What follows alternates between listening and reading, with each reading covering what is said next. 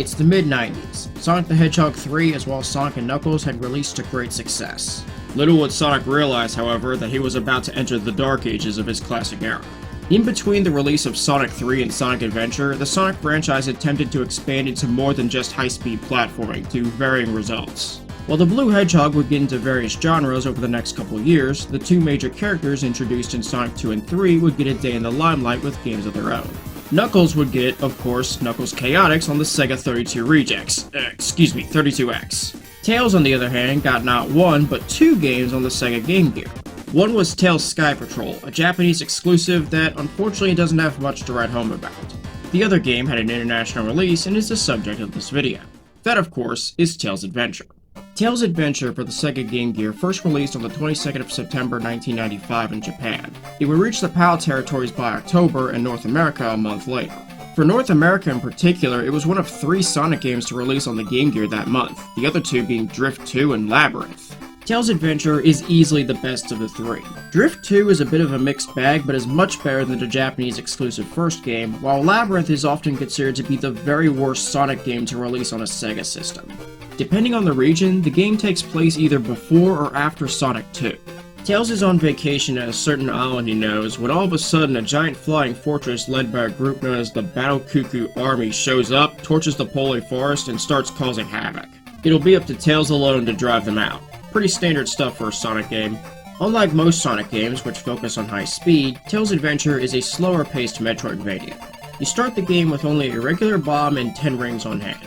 Over the course of it, you will find up to 32 items throughout the islands. No matter what you use, 2 items are going to persist throughout the entire game, some type of bomb and the remote robot.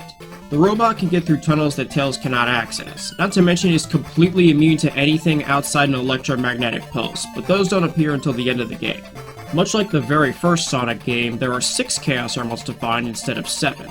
When you get one, not only does it increase Tails' flight time, but it also fully restores and gives you 10 more max rings to have, except for the last one, which will take you straight to 99 rings max.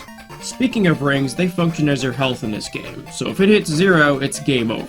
So instead of losing all of them when you hit something, you lose between 1 and 5 rings depending on the hazard. This means you really have to play it safe in the early parts of the game until you pick up enough Chaos Emeralds that it stops making a difference.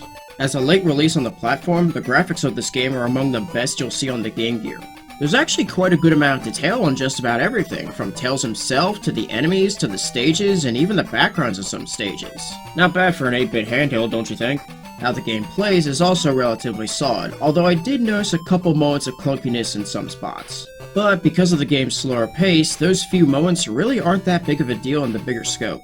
I could argue that it's one of, if not the best controlling Sonic game on the Sega Game Gear. But for all the goodwill the presentation has, it does have some noticeable faults. I'll start with a couple inexplicable ones regarding 2 items. One involves the rocket booster. When you find it, it is instead called Rocket Booter. I know that box has a 6x2 character limit, but guys, you could have just called it Rocket Boost and be totally fine. The other involves the radio. When you find it, it is spelled normally. On the inventory screen, however, it is instead spelled radio. How in the hell did this evade everybody developing this game? Those 2 things are pretty minor compared to the game's real flaws, however. One big problem is the lack of useful items. Out of all the items that Tails can find, only 7 of them that Tails can personally equip are of mandatory use. They are all 5 bomb types for various reasons, the remote robot, which will get used for about half the game, and the night vision goggles to deal with Poly Mountain 2. That's it. The Sea Fox, on the other hand, will use all 8 items you can find for it at some point in the game. All the others are pretty gimmicky and may only get used in one area, if at all. On the subject of those areas, the backtracking. That is this game's biggest issue. So you went pretty deep in a certain area and then realized you forgot an item that you were supposed to bring with you? Well, sucks to be you. You gotta take the long way back the way you came. In some cases, even if you are properly prepared and clear the stage in one sitting, you still have to take the long way back because there's no quick way out. One of the biggest offenders in the game is Green Island. You gotta bob and weave your way through phantom winds forcing you onto their path, wasps, miniature enemies, and a whole bunch of stuff. Once you finally get all the items, you still gotta take the long way back through several shortcuts. Instead of, just having an exit right there. One of the items you can find is actually a teleport device. The problem with it though? It is literally the second to last item you could find in the game. Now that is what I call some high-class trolling. The game uses a password system to save data, which makes sense because this game is rather short. There's only 12 unique areas to explore, and some of them you have to go through more than once. The biggest offender of the backtracking has to be the Rocky Sea, which requires 4 distinct runs to access all the areas. Despite that, only 12 areas to explore ensures its brevity. This game can be completed in 4 hours at max. Hell, my run through the game to record all this footage took me less than 2. Either way, you can complete the game on a fresh set of AA batteries and not have to change them. After all, if anybody knows the Game Gear, it's that it sucks through AA batteries faster than a crypto miner runs through electricity. Seriously, you can run through most areas in less than 10 minutes. Now adding on to that because of multiple runs, that's a different story. The only areas I recall taking around that long for a single run were Green Island, Poly Mountain 2, although that's because the last section of that area absolutely sucks, Cocoa Island, and Battle Fortress. There's also 8 boss fights in the game, all of which are actually pretty easy. A special shoutout goes to the volcanic golem near the end of the game. There's a blatantly obvious path underneath the room that it's in. Take yourself through it and you find yourself behind the golem. Set yourself up correctly and you just spam remote bombs until it's destroyed. Technically, the volcanic golem never saw you coming. Even the final 2 bosses are pretty easy. But then again, once you get all 6 Chaos Emeralds and have a boatload of rings leading up to the fights, you kinda have to try to fail. Despite the game's naturally slow pace, all of this results in a pretty quick experience. Kinda like most Sonic games now that I think about it. But just because a game is short doesn't mean it's a bad game. Tails Adventure released to a mixed reception, much like all other Sonic games released during this time period. Unlike most of them, however, it has managed to retain that reputation over 30 years later. A good chunk of that is because, outside Triple Trouble, it's one of the better Sonic games on the Game Gear and one of the more notable titles for the system as a whole. You see, one of the biggest problems with the Game Gear, outside the already mentioned battery consumption, is the fact that most of the library is tied to the Master System. Although the Master System was a bust in Japan and North America, it was still really big in Europe, getting new releases as late as 1996, by which point the Game Gear had all but bit the dust. Even Sonic himself is guilty of this, with 1, 2, Chaos, and Spinball all getting Master System versions.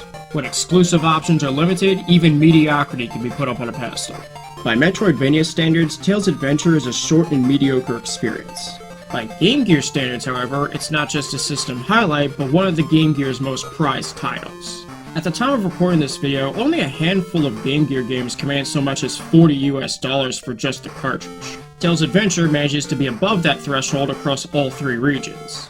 When it comes to the Sonic games on the Game Gear, it's bested by only Tails Sky Patrol and Sonic Blast outside North America.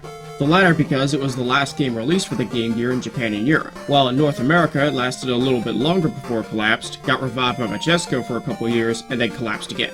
If you don't wish to hunt down an original Game Gear cartridge, however, it would make an appearance as an unlockable game on Sonic Adventure Director's Cut for the GameCube, was part of Sonic Gems collection, which was actually how I first discovered this game, was released to the 3DS Virtual Console in 2013, and finally would be compiled to Sonic Origins Plus in 2023. I heard all 4 of these versions have emulation problems, so take them all with a grain of salt. While Tails Adventure may not be the best Sonic game from this period, it's still one of the franchise's more interesting titles. Apart from Triple Trouble, if there's one Sonic game I would recommend from the Game Gear line, it's this one. If you don't mind slow-paced exploration, Tails Adventure might just be worth the couple hours you put into it. Hey everybody, Eclipse14 here, thanks for watching. So this was a video that I originally planned to release back in November, but things fell apart privately and it got put in cold storage. I had quite a bit done on it, so I didn't think about just canning it outright, and just decided to work on it when I had the time. This was that time. It's definitely not my best work, but at least I managed to salvage something from it. If you did like what you saw though, feel free to drop a like, and if you think my videos are worth your time, by all means hit that subscribe button, it would be very much appreciated. That's about it for me here, so thanks for watching, and I'll see you next time.